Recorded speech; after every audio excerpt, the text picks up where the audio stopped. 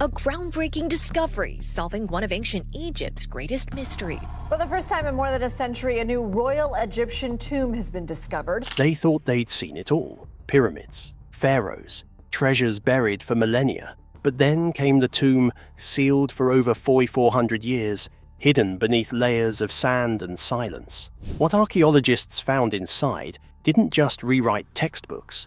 It shook the world. Not a hoax, not a movie. A real tomb, a real prince, and a real stone doorway meant to let spirits pass between life and death. And now, for the first time in history, it has been opened. A door to the afterlife. It was supposed to be a routine excavation. A team of archaeologists, dusty boots crunching over the hard-packed earth of Saqqara, had been combing the burial grounds just south of Cairo for years. The location, long known to be a hotspot of ancient secrets, had already yielded dozens of mummies, statues, and crumbling papyri.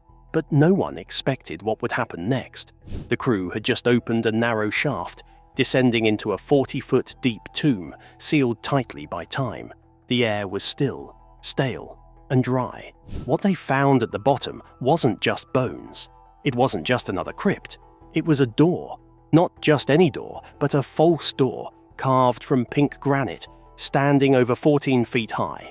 For ancient Egyptians, this wasn't a metaphor. It was a literal portal for the dead to pass between worlds. The false door bore the name of a man history had seemingly forgotten. His name, Prince Userefre, son of the 5th dynasty pharaoh Userkaf. No textbooks mentioned him. No statues commemorated him. Until now, he was invisible to history.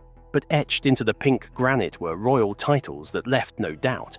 He was a hereditary prince, a governor, a judge, a chanting priest, and a man of immense power. The sheer size of the door, coupled with the rare material pink granite transported over 400 miles from Aswan, signified a man of royal blood, buried with honors reserved for only the most elite. This was not some ceremonial tomb built for show. According to Egyptologist Zahi Hawass, this was the first time such a false door had ever been found in Saqqara, and beside it, archaeologists unearthed a red granite offering table, placed precisely to receive food and gifts for the dead. The belief was simple and profound. The soul of the deceased, the Ba, would return through the door and consume the offerings. In reality, it was the job of funerary priests to eat the food, but the symbolism was everything. The pink door was more than just decoration. It was a functional piece of the afterlife. What shocked researchers was not just the discovery itself, but how it fit into the broader timeline of Egyptian dynasties. Prince Userefre lived over 4,400 years ago, during the time when Egypt was transforming from a central monarchy into a more complex network of regional powers. His presence in Saqqara, instead of the more popular royal burial site of Abu Sir, suggests that Saqqara remained a vital hub for the elite even as royal preferences shifted. According to Lara Weiss of the Roma and Pelizaeus Museum in Germany, this tomb adds a key puzzle piece to understanding Egypt's 5th dynasty, a period of political change, religious experimentation, and shifting balances of power. But here's the twist. Only part of the tomb has been uncovered. The burial chamber of Prince Userefre remains missing. It could be buried deeper, perhaps sealed behind other hidden doors or beneath layers of collapsed stone. We found in a couple of shafts 250 wooden coffins and mummies in perfect condition of preservation. And the team believes the best is yet to come. If the rest of the tomb mirrors the grandeur of the entrance, we could be looking at one of the most significant royal discoveries since the tomb of Tutankhamun. Still, even without the burial chamber, what has already been found is staggering. The statue collection inside the tomb stunned historians. One figure depicts the ancient King Djoser seated, his right hand affectionately placed on his daughter's shoulder, while his queen mirrors the gesture on the other side. Djoser, the pharaoh credited with building the very first pyramid in Egypt, the Step Pyramid of Saqqara, is rarely depicted in sculpture. In fact, until now, there were hardly any surviving statues of Djoser's family. The implications are enormous. According to experts like Professor Anne Macy Roth from New York University, Depictions of royal women from this era are exceptionally rare. The presence of this statue in Prince Userefre's tomb raises more questions than answers. Why was Djoser's likeness moved here? Was it a symbol of continuity, a royal tribute, or was it repurposed centuries later by priests trying to preserve Egypt's old religion? Adding to the mystery, archaeologists discovered that the tomb had been reused of the tomb here. These markings protect the owner's body so that he can flourish in the afterlife. During Egypt's 26th dynasty, nearly 2,000 years after Userefre's death. The statue may have been relocated from another part of Saqqara, perhaps even from the Step Pyramid itself. Why it ended up in Userefre's tomb is still unclear, but the reuse suggests a continued reverence for the ancient prince, or perhaps a political motive to link new rulers to the old gods. The discoveries did not stop there. In the same region of Saqqara, archaeologists had previously found over 59 sealed coffins dating back to the late period and Ptolemaic era. Many of these had never been opened since their burial nearly 25 centuries ago. In a jaw-dropping public reveal, 2 of the sarcophagi were opened on live broadcast. Inside, viewers saw mummies that looked almost untouched by time. They were wrapped tightly in linen, inscribed with vibrant hieroglyphics, and surrounded by colourful funerary masks. One of them, upon further inspection, belonged to a man who died around the age of 45, standing roughly 5 feet 4 inches tall. X-rays showed he was in near-perfect health, with no obvious signs of trauma. The scans, performed live during the opening ceremony, marked the first time in history that a mummy had been X-rayed in front of an audience. If that wasn't surreal enough, the coffin had been sealed for over 2 millennia. When it opened, the air inside had not touched the outside world since before the Roman Empire rose. The preservation was so stunning that scientists believe it could help them reconstruct ancient Egyptian diets, diseases, and even genetic data. For the archaeologists present, it wasn't just a scientific moment, it was spiritual. As if, in that moment, the past had reached across time to tap the living on the shoulder. And yet, with all these breathtaking discoveries, a deeper, darker question started to emerge. How many more tombs are still hidden under Saqqara's sand? How many princes, priests, and forgotten rulers are buried beneath centuries of rock and dust, waiting to be uncovered? And more urgently, should we keep digging? The mummies and artifacts have since been moved to the Grand Egyptian Museum and other exhibitions in Cairo. Plans are underway to preserve and display the pink granite false door of Prince Userefre, but not everyone is thrilled.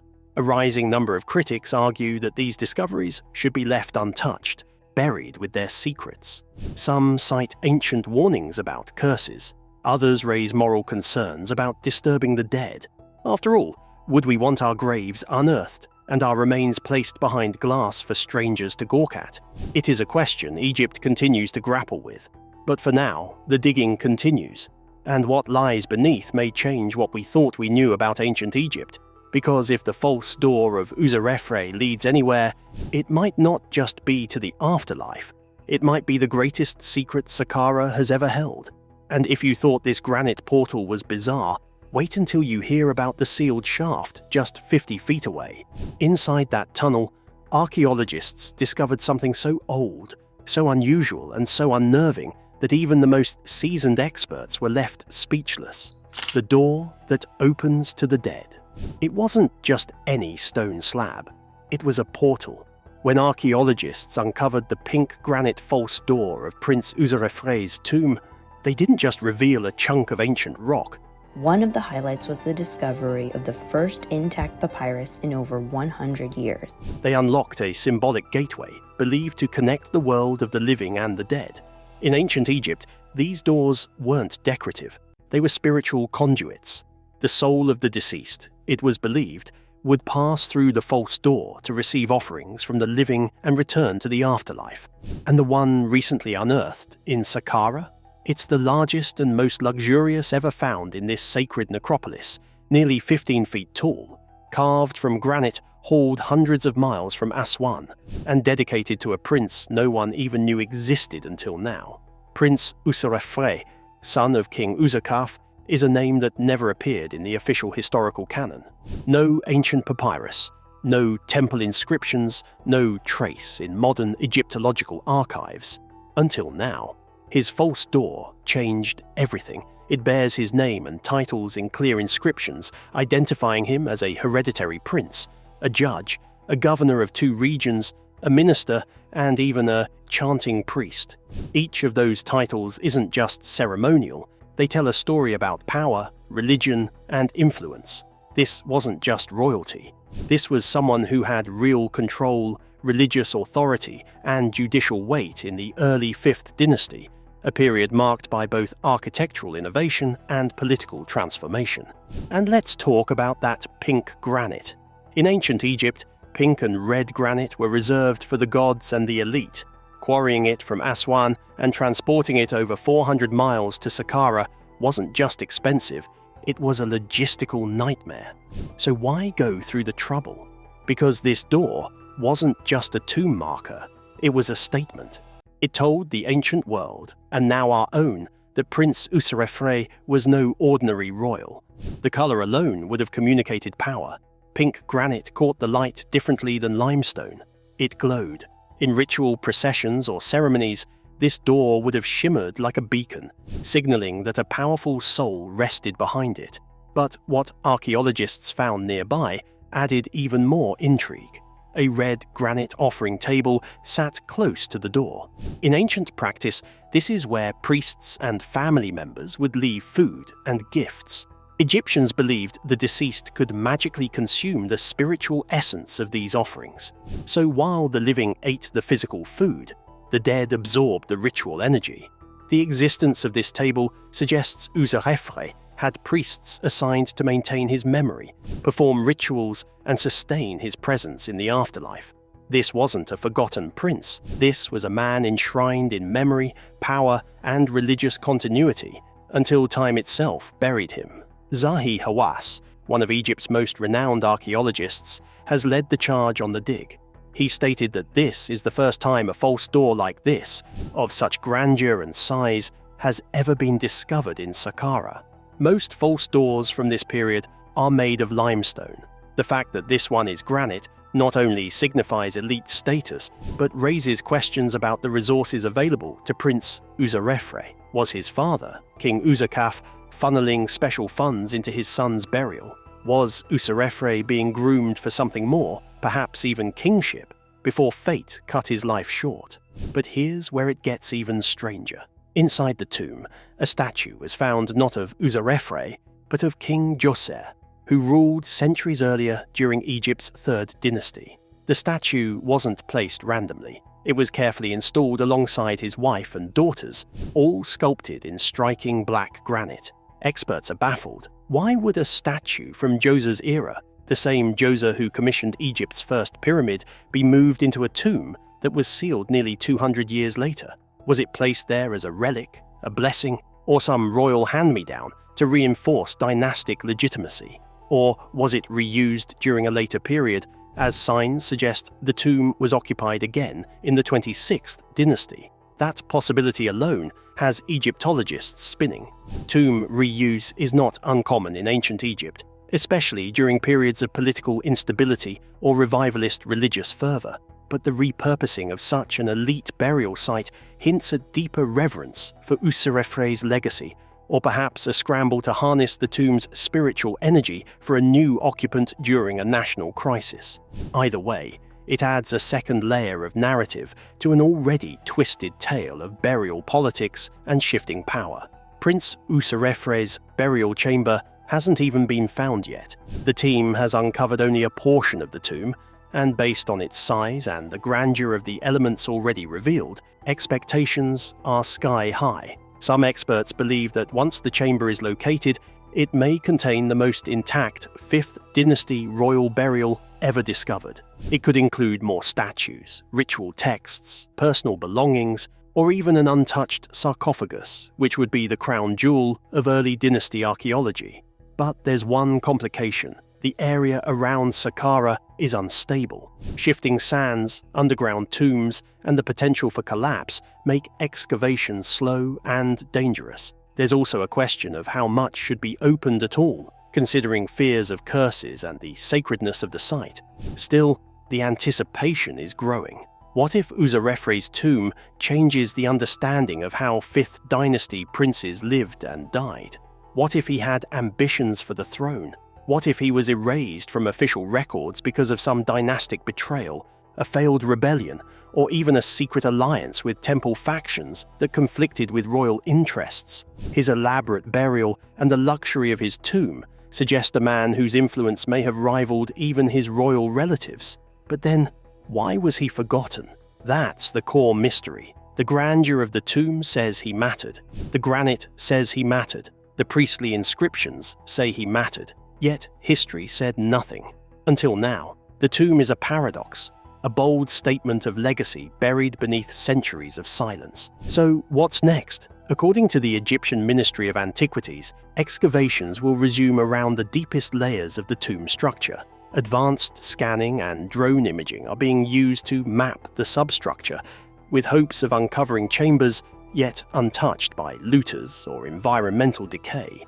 If even part of the burial chamber remains sealed, it could rival the fame of Tutankhamun's tomb in terms of impact, and the false door will likely be moved carefully to the Grand Egyptian Museum for restoration and public display, though some argue it should never leave the tomb. Its symbolic purpose, after all, was tied to that very location. The discovery has already sparked global excitement, especially among scholars specializing in the evolution of Egyptian architecture and religion, because this is more than a tomb. It's a missing link. It shows that royal sons during the 5th dynasty had complex religious roles, ceremonial duties, and possibly aspirations for kingship. It also hints that Saqqara, even as Abusir became the main royal cemetery, never lost its sacred prestige. If we just discovered this massive tomb of a prince we never knew existed, how many more are still buried beneath the sands? Excavation is slow. The tomb is delicate. The history is fragile. But one thing is clear. Prince Userefre, long forgotten, has returned to claim his place in history. And through his door, once thought sealed forever, a new story is stepping into the light. The coffin opens, the past awakens. It happened in front of flashing cameras, gasps from the crowd, and a silence thick with anticipation.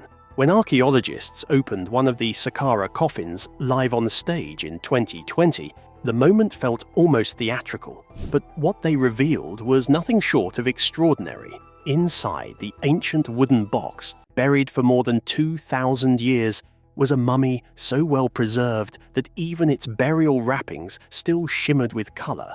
The body, cocooned in linen and inked with sacred hieroglyphs, looked like it had only just been laid to rest. What stunned experts wasn't just the visual condition of the mummy, it was the uncanny freshness of it all. The wrappings were pristine, the facial outlines still clearly visible, and the faint scent of ancient resin still clung to the cloth. This wasn't a dusty, crumbling skeleton. It was a person, preserved across centuries, with a precision that modern embalming still struggles to replicate. The atmosphere in the exhibition hall shifted from excitement to reverence. People weren't just seeing history, they were staring directly at it. And then came the X-ray. For the first time in public history, a live scan of a sealed Egyptian mummy was conducted on stage while the world watched. The scan revealed a man between 40 and 45 years old, standing around 5'7" in height. There were no visible wounds, no signs of trauma, and astonishingly, the bones showed little wear. This was a man who died healthy, without disease or violence, wrapped and buried, as if time itself had been instructed to stop. That single scan told more than 1,000 scrolls ever could. It showed the medical skill, the spiritual precision, and the obsessive ritualism of the embalming process in ancient Egypt. His arms were folded across his chest, a symbol of status, possibly nobility. His body had been padded, positioned, and treated with mixtures of natron and resin that prevented decay for over 2 millennia. The scan even showed intact teeth and a preserved tongue. The Egyptians hadn't just been preparing this man for burial, they were prepping him for eternity. But the archaeologists weren't done yet. Later that month, another coffin was opened at a public event in October, this time not inside a museum, but in the shadow of the step pyramid of Djoser itself, as if the ancient king was silently watching. Cameras zoomed in, and once again, the results shocked everyone. Inside was another mummy, this time belonging to a person of even higher status. This individual's coffin was covered with gold leaf details, embedded stones, and symbols indicating priestly authority. He, too, had his arms folded, and surrounding him were tiny amulets and ritual items placed there to guide him in the afterlife. The symbolism couldn't be ignored. This wasn't just about discovering bones. These burials told stories of men who held real power, who performed sacred rites, who were considered close to the gods. And now, thousands of years later, they were being reintroduced to a world that had almost forgotten them. The reactions from the public were deeply emotional. Some Egyptians wept, moved by the thought that these were their ancestors, not just symbols of a lost civilization, but real people who walked the same soil. Others questioned the ethics. Was it right to open these coffins, to disturb the eternal slumber of the dead for the sake of science and tourism? Should the mummies be left untouched, or was this a way to finally give them voice? But archaeologists defended their work. The discoveries were not just academic trophies, they were windows into a civilization that continues to captivate the modern world. The artifacts retrieved alongside the mummies included ornate masks, gilded statues, writing boards, and even papyrus scrolls sealed in clay jars, all offering fresh insights into daily life, theology, and social structures of ancient Egypt. For scientists, it was a living textbook. For historians, it was a missing page restored. Who were these people? Thanks to clues from the inscriptions, burial posture, and objects found nearby, experts believe many of the mummies belonged to nobles, priests, and officials. Some of the coffins were stacked vertically in burial shafts as deep as 40 feet, sealed for centuries. Each layer held another body, another name, another life forgotten and then unearthed. Some bore titles like Keeper of Secrets, Inspector of Nobles, and Supervisor of Rituals. These weren't just ceremonial phrases. They meant something. These were the inner circle, people with access to temples, kings, and rituals hidden from ordinary citizens. The detail on the coffins revealed yet another fascinating layer: artistry. The wooden surfaces were lacquered and painted in bright yellows, reds, and blacks. Faces were carved with serene expressions, eyes lined with kohl, wigs carefully etched into the wood. Every coffin was a masterpiece, a reminder that for ancient Egyptians, death wasn't the end. It was the next act, and your coffin was your stage. Then came an even bigger twist. Alongside some of the human remains, archaeologists discovered animal mummies: cats, falcons, cobras, and even lion cubs. That's right, actual mummified lions. Their bones, sealed in similar ritual wrappings, told stories of their own. Lions were considered royal animals, often associated with gods like Sekhmet and Mahes. To find them buried alongside humans of noble status implied more than companionship. It hinted at cosmic guardianship, spiritual power, and elite privilege in the afterlife. The discovery of the lion cubs was a global sensation. Never before had lion mummies been confirmed at Saqqara. It changed what scholars thought they knew about animal cults in ancient Egypt, and it raised another mystery. Who were the people important enough to be buried with lions? The live unsealing of the mummies was just the beginning. Behind the scenes, radiocarbon dating, DNA testing, and CT scanning began in earnest. The results could take years to fully unravel, but already researchers suspect that many of the individuals uncovered came from an elite priestly class during Egypt's 26th dynasty, a period marked by a revival of ancient traditions, even as the country faced foreign threats from the Persian Empire. But it wasn't just about the past. These mummies were reshaping the present. Egypt's tourism industry, battered by years of unrest and global pandemic restrictions, surged with new life. People from around the world flocked to Saqqara, hoping to catch a glimpse of the reopened tombs and newly unveiled artifacts.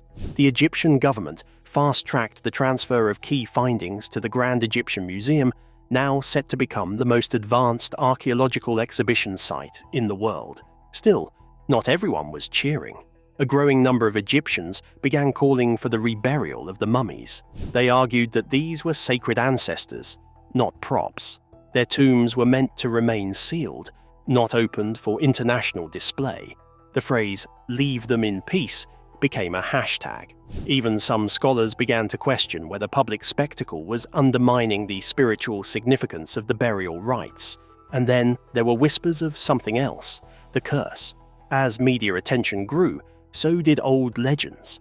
Curses of the pharaohs, the wrath of disturbed spirits, unexplained accidents at excavation sites. Rational minds dismissed these as superstition, but as electrical outages plagued museum labs and an archaeologist fell mysteriously ill, others weren't so sure. Ancient texts warned that those who opened the tombs of the honored dead would be punished by the gods. Was it just coincidence? Or had something truly ancient stirred beneath Saqqara's sands? Yet despite the rumors and moral debates, one thing was undeniable. These mummies that had been sealed for over 2,000 years had returned with stories to tell. They challenged assumptions, they revived forgotten names, and they reminded the world that even in death, the ancient Egyptians knew how to command attention. But if that shocked the world, just wait until you see what they found deeper in the burial shaft, where a mysterious statue, a cursed inscription, and a sealed vault could rewrite everything we thought we knew about the oldest pyramids. The tomb that refused to be silent. As excavations pressed deeper into the heart of Saqqara, the air around the site began to shift. Locals whispered of strange dreams, of tools moving on their own, of birds refusing to fly near the tomb's entrance. It could have been superstition, but it was hard to ignore when even seasoned archaeologists began to feel that something was off. The tomb of Prince Userefre, once hidden beneath 44 centuries of silence, had become the center of a growing unease. Despite all the treasures uncovered and the grandeur of the pink granite false door with its tantalizing inscriptions, one thing remained conspicuously absent: the prince himself. There was no sarcophagus, no bones, no burial chamber. What started as celebration soon turned into confusion.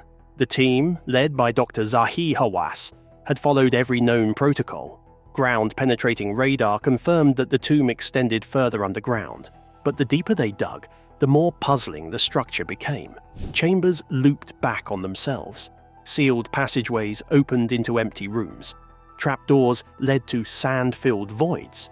It seemed the tomb had been designed not just to bury a royal figure, but to confuse anyone who dared to find him.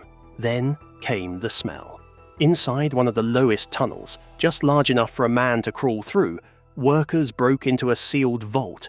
The moment the chamber was breached, an overpowering scent filled the air. It wasn't rot or mold, it was something else entirely. Sweet, metallic, and deeply strange. The vault held no body. Instead, the walls were stained black with soot. Symbols unlike any known hieroglyphs covered the surface. Thick amber resin was smeared across the stone floor. Whatever had once rested here was gone, or perhaps had never been meant to stay.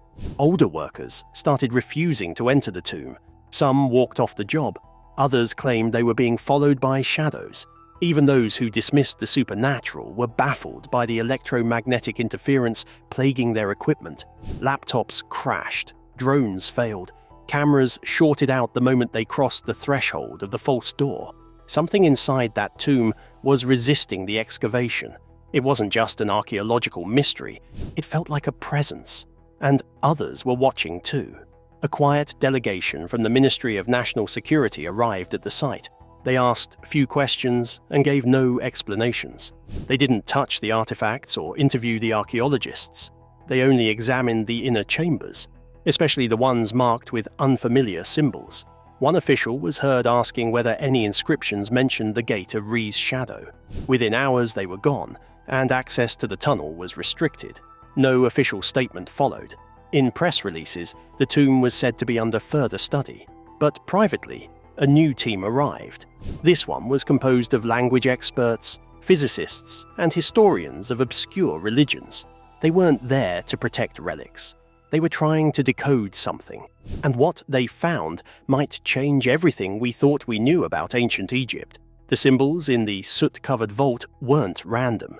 After analysis, researchers concluded they formed a diagram. It matched no known Egyptian ritual, but its layout bore striking similarities to cosmic maps found in Babylonian star charts and ancient Mesoamerican death rituals. Some experts began to wonder if Prince Userefre had belonged to a sect that believed the afterlife was not just spiritual, but physical, a place that could be accessed or reached. This theory gained momentum when shards of obsidian were discovered near the resin. These were not from Egypt. Chemical analysis traced them to mines in modern-day Turkey. Even stranger, the obsidian bore carvings of concentric circles surrounding a figure standing between two beasts. One had a human face, the other the skull of a jackal. The figure in the carving wore a crown etched with the name Userefre. Suddenly, the false door was no longer a symbolic feature. It might have been an actual entry point, a sealed portal created not just to honor the dead, but to contain something. If the body was never meant to be found, maybe it was because the burial wasn't meant to preserve. It was meant to trap. More questions emerged. Had the prince dabbled in forbidden rites? Was the tomb designed as a prison, not a monument? Could the symbols be evidence of an ancient experiment? And if so, what happens now that the seal is broken? International teams are now pushing for access to the site. Satellite scans suggest there are thermal anomalies beneath Saqqara. More chambers may lie buried. Egypt, however, is increasing security around the shaft. Media access has been cut, permits are delayed, but rumors still leak. Some say the tomb contains multiple sealed coffins arranged in a ring, each inscribed with instructions to maintain the prince's eternal confinement. Others believe this site may be connected to the mysterious Black Pyramid texts, scrolls long thought to be mythological, describing rituals to cross into parallel realms of the dead. Whether true or not, the site is now more than an excavation. It is a threshold, a place where something sleeps, a place where the past is not resting in peace, but waiting for someone to find what should have stayed hidden, waiting for one more mistake, and maybe, just maybe, that ancient door was never meant to be opened. Thanks for watching. If this discovery gave you chills, just wait. There's more where that came from. Hit like, subscribe, and let us know. Should that tomb have stayed sealed?